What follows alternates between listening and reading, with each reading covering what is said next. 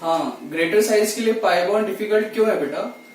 देखो, ऑक्सीजन अपना कौन सा ऑर्बिटल लाने वाला है ओवरलैपिंग के लिए? P orbital.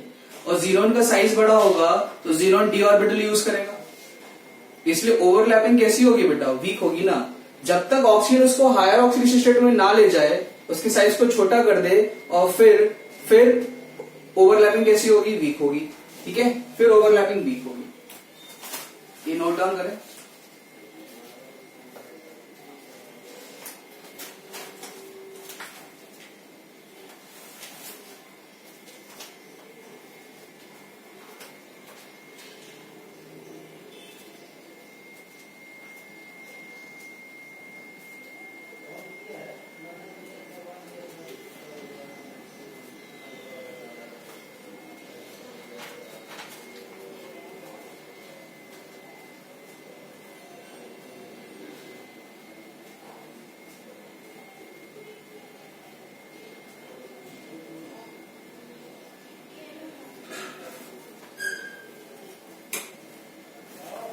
चलो रफ कर दूं मैं।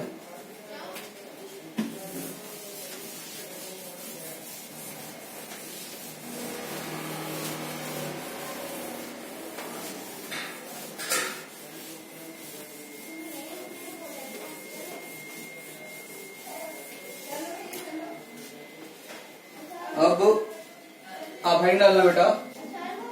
Oxy A9 of xenon, oxy A9 of xenon, है ना। जीनोन का केवल एकमात्र ऑक्सी एनाइन है जो एग्जिस्ट करता है, ऑक्सी एनाइन ऑफ जीनोन। और ये इंपॉर्टेंट रिएक्शन है बेटा, जेई एडवांस के अंदर इससे क्वेश्चन आ चुका है। ऑक्सी एनाइन ऑफ जीनोन, देखो क्या है, एक्सीO3, ये sp3 हाइब्रिडाइज्ड है। जब हम इसको बेसिक मीडियम में लेते हैं OH- तो ये लुईस बेस की तरह वर्क करेगा। OH- लुईस बेस की तरह वर्क करेगा, इस पर अटैक करेगा और ये बना लेता है XeO3.OH-, है ना। और यहां हाइब्रिडेशन हो जाता है sp3d। अभी मैं बता रहा हूं मैकेनिज्म कैसा होगा। फिर अब ये जो कंपाउंड है ये अनस्टेबल हो गया, तो ये करता है डिस्प्रोपोर्शनेट। देखो यहां पर ऑक्सीडेशन स्टेट अभी भी +6 था, अभी भी +6 ही है। जब ये डिस्प्रोपोर्शनेट होगा तो ये Xe plus XeO6 plus O2 बनाता है। दो गैसेस निकलती है, एक तो जीनोन और XeO2 यही क्वेश्चन जी एडवांस से पूछा था कि number of gases form. XeO3 को बेसिक मीडियम में लिया, डिस्प्रोपोर्शनेट करेगा, Xe निकलेगी, O2 निकलेगी और ये बना XeO6 इट इज पर जीनेट आयन और only oxy A9 of xenon, only oxy A9 of xenon is XeO6 ठीक है। देखो कैसे वो बना होगा बेटा। XeO3 को आप ऐसे ले सकते हो, Xe यहां lone pair, double bond O, double bond O, double bond O। फिर आपने OH- का अटैक कराया, डेल्टा पॉजिटिव होगा ना जीनोन के ऊपर, तो ये बॉन्ड ऐसे O के माइनस में टूटा। भाई O पे नेगेटिव चार्ज आएगा, O के फेवर ज्यादा इलेक्ट्रोनेगेटिव एलिमेंट है, तो क्या बनेगा यहां पर Xe, है ना। देखिए, और OH में जोड़ देता हूं, Xe स्ट्रक्चर OH जुड़ गया, एक पे आ गया O-, double bond O, double bond O एक लोन पेयर भी होगा। तो आप देखो कितने सिग्मा बॉन्ड है, 1 2 3 4 सिग्मा बॉन्ड और एक लोन पेयर है, मतलब sp3d हाइब्रिडेशन होगा। और इसको मैं क्या लिख सकता हूं, इसको मैं और ऐसे भी लिख सकता हूं, H XeO4-, बोलो यही बनेगा, H XeO4- या XeO3.OH-, दोनों ही सेम है। हाइब्रिडेशन क्या हो गया, sp3d। sp3d कैसे समझ में आ गया ना, 4 सिग्मा बॉन्ड्स और एक लोन पेयर, sp3d हाइब्रिडेशन होगा। तो फिर ये डिस्प्रोपोर्शनेट करेगा, +6 ऑक्सीडेशन स्टेट से जीनोन बनाएगा, 0 ऑक्सीडेशन स्टेट वाला। ठीक है, यहां पर जीनोन की ऑक्सीडेशन स्टेट कितनी है, तो देखिए -12 उस तरफ गया, तो ये हो गया +8, तो ये डिस्प्रोपोर्शनेशन हुआ, ये डिस्प्रोपोर्शनेशन हुआ। +6 से +8 में गए, 0 में आया, डिस्प्रोपोर्शनेशन होगा, +O2। तो only oxygen ion of xenon is XeO6 4-। ठीक है, ये पार्ट भी नोट करना है इसमें। HXeO4- इंटरमीडिएट बनेगा जो डिस्प्रोपोर्शनेट होके Xe plus XeO4- plus O2 देगा। नोट करें, it is the only oxygen ion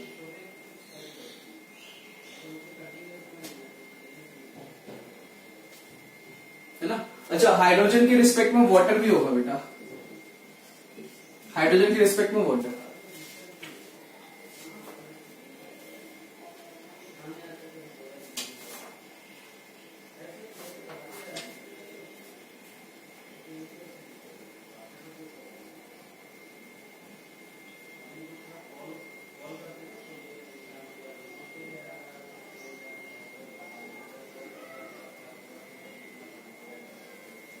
तो ये पार्ट क्लियर हो गया। क्या बोला मैंने, XeO3 बेसिक मीडियम में जैसे NaOH ले लूं तो पर XeO3.OX- या HXO4- बनाएगा, डिस्प्रोपोर्शनेशन के बाद ये जीनोन और O2 को देगा, है ना। अब इसको हम थ्योरेटिकली नोट कर लेते हैं बेटा।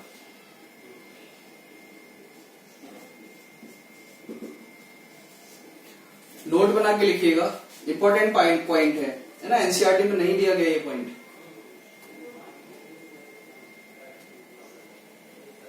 नोट करें, XeO3 is soluble in water but does not ionize. XeO3 is soluble in water but does not ionize.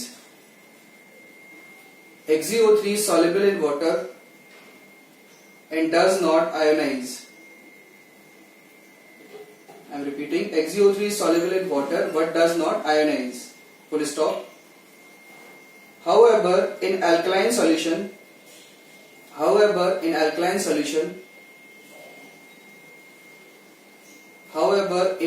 solution, it forms xenate ion. Bracket में ये लिख लेना HXeO4-, ब्रैकेट में। मैं रिपीट कर देता हूं बेटा, XeO3 is soluble in water but does not ionize. However, in alkaline solution, it forms xenate ion. ठीक है, इसके लिए सपोर्ट में देखो रेशियो क्या लिखोगे आप, XeO3 प्लस NaOH एक्वस। ठीक है, pH ऑलमोस्ट ज्यादा होना चाहिए 10.5 से, तो NaOH ले लिया, pH ज्यादा होगा, बेसिक है, तो ये बनाता है NaH XeO4- Na+। देख सकते हो आप, पर जीनेट आयन बन गया, सॉरी जीनेट आयन बना, यही वाला HXeO4- बेसिक मीडियम में। मैकेनिज्म आपने OH- से अटैक कराया होगा और इसको फॉर्म किया होगा, लेकिन pH कितना होना चाहिए, 10.5 से ज्यादा, बेसिक मीडियम।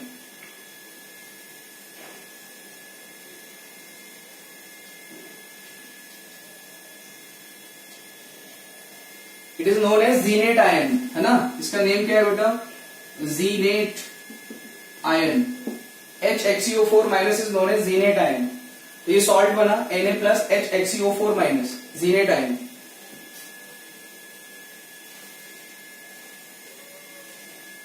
ठीक है, आगे नोट करके लिखना बेटा नेक्स्ट लाइन में, जीनेट कंटेन्स जीनोन +6, ऐसे लिखिएगा, जीनेट कंटेन्स जीनोन +6, जीनोन का ऑक्सीडेशन स्टेट वहां +6 है, and they slowly disproportionate and they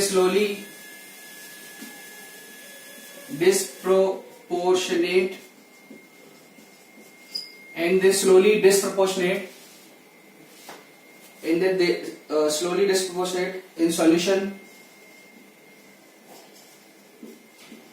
to perxenate.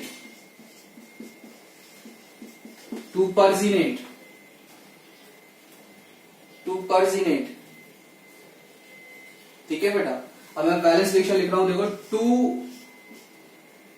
2H XeO4- plus OH- gives Xe plus XeO6 4- plus O2 plus water। ये होगा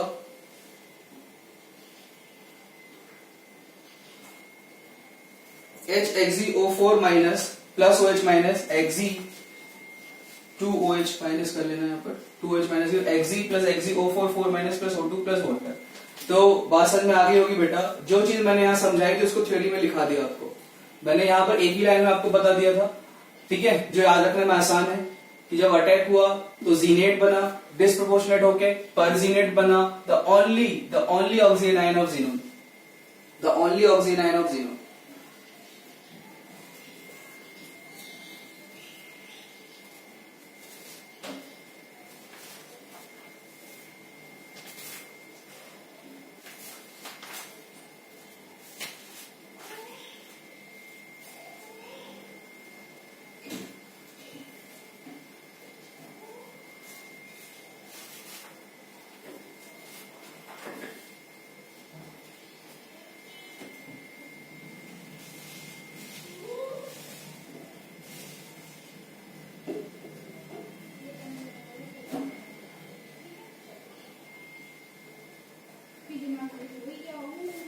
ये पार्ट जो बोर्ड पे अभी लिखा हुआ है सबसे ज्यादा इंपॉर्टेंट है JEE advance point of view से। इवन आप 2016 या 17 का क्वेश्चन उठाओगे ना, उसमें इंटीजर टाइप क्वेश्चन पूछा गया है ना, कि number of gases, total number of gases produce, वो 2 था, आंसर 2 होगा। जीनॉन और O2 गैस निकलता है बेटा। ठीक है, क्लियर। चलो तो आगे बढ़े, रफ कर दूं मैं इस पॉइंट को। लास्ट में मैंने ये लिखा था xenate contains xenon and they slowly disproportionate in solution to give परजीनेट।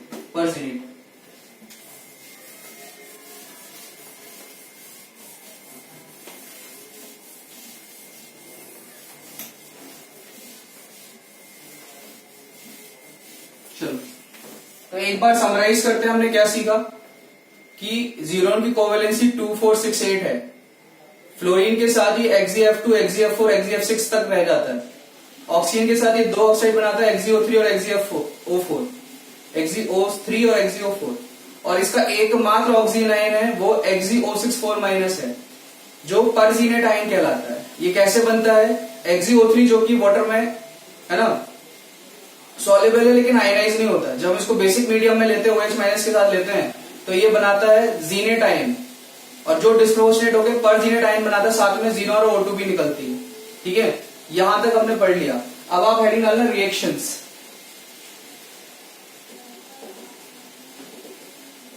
देखो रिएक्शंस की बात कर लेते हैं, इसकी रिएक्शंस कैसे होगी। तो सबसे आसान रिएक्शन Xe प्लस F2 से मुझे XeF2 बनाना है। दूसरा Xe प्लस F2 से XeF4 बनाना है।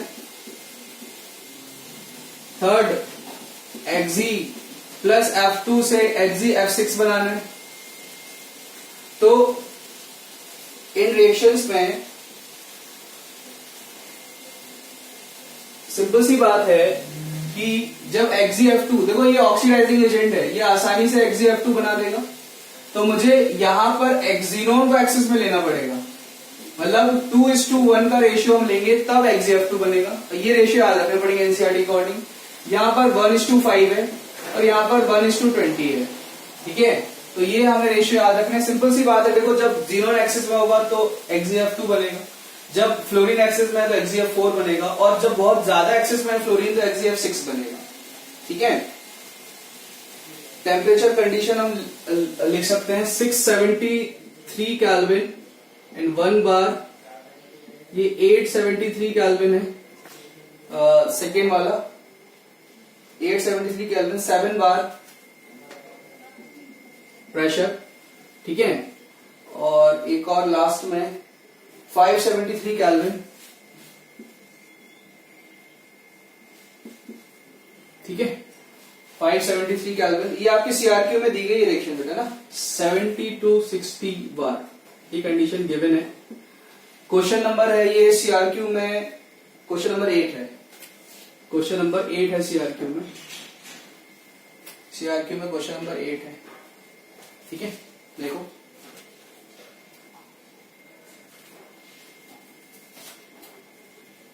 अच्छा, अब मान लो अपने पास लोअर है XeF4 है और मैंने उसको O2F2 के साथ रिएक्ट कराया।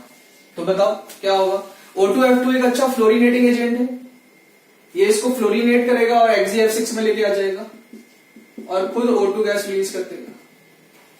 XeF4 में O2F2 के साथ रिएक्शन होगी तो XeF6 बनेगा और O2। क्यों? क्योंकि ये है एक फ्लोरिनेटिंग एजेंट,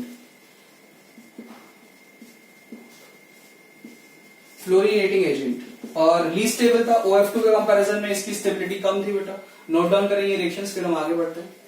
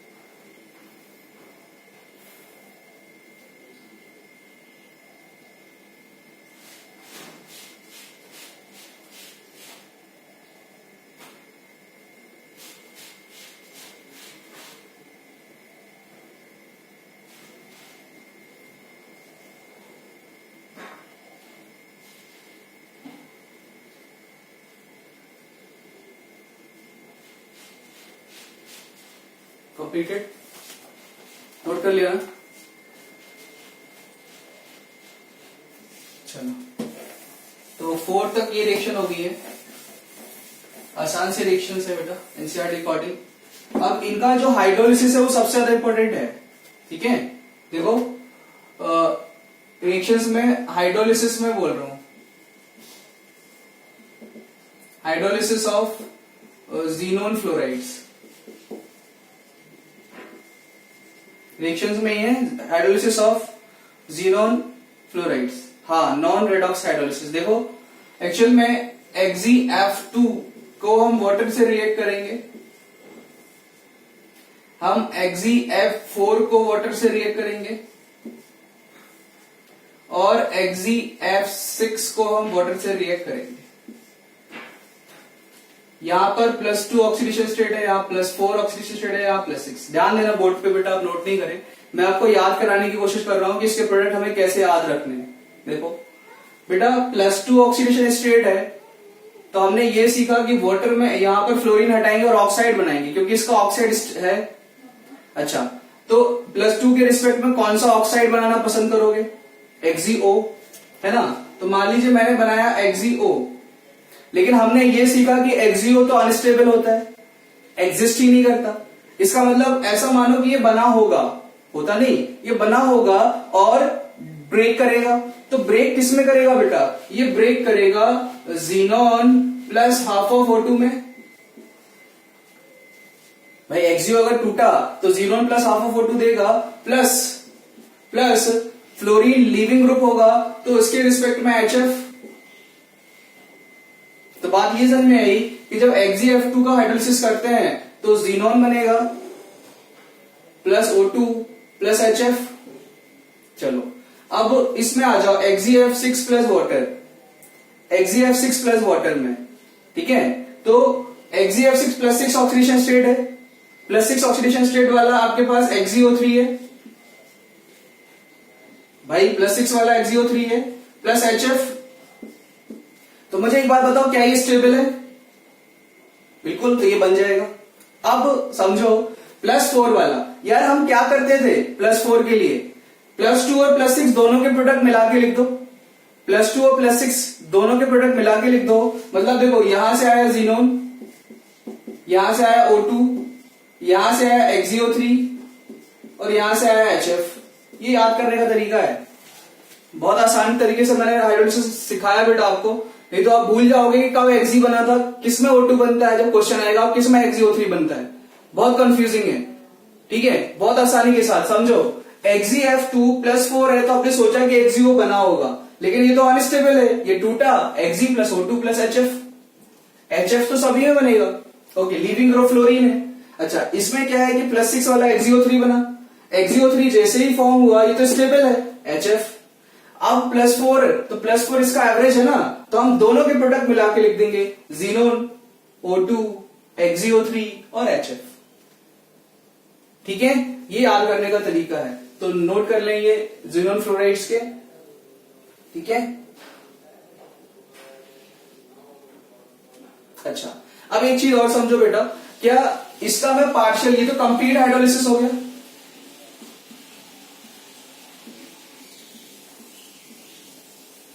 मैं इसका करा रहा हूं पार्शियल हाइड्रोलिसिस। पार्शियल हाइड्रोलिसिस का तरीका क्या था? पार्शियल हाइड्रोलिसिस बेटा आप वाटर से रिएक्ट कराइए, एक ऑक्सीजन जोड़ेंगे तो XeO और 2 फ्लोरीन हटा देंगे O4। फिर मैं और वाटर से रिएक्ट करूंगा, तो इसको रफ करके मैं ऐसे लिखता हूं। देखो हमने सबसे पहले इसको वाटर से रिएक्ट किया तो बना XeOF4, हमने इसको फिर वाटर से रिएक्ट किया तो बना XeO2F2, और फाइनली हमने वाटर से रिएक्ट किया तो XeO3। तो ये पार्शियल हाइड्रोलाइज प्रोडक्ट है, पार्शियल, ये भी पार्शियल। ऑक्सीडेशन स्टेट चेंज नहीं होगा, इसलिए ये नॉन रेडॉक्स हाइड्रोलिसिस है, ये नॉन रेडॉक्स हाइड्रोलिसिस है। ठीक है, non redox hydrolysis important hydrolysis है, कई बार एग्जाम के अंदर पूछा जा चुका है, कई बार डिफरेंट तरीके से एग्जाम में पूछा गया है। तो बहुत आसान तरीका बेटा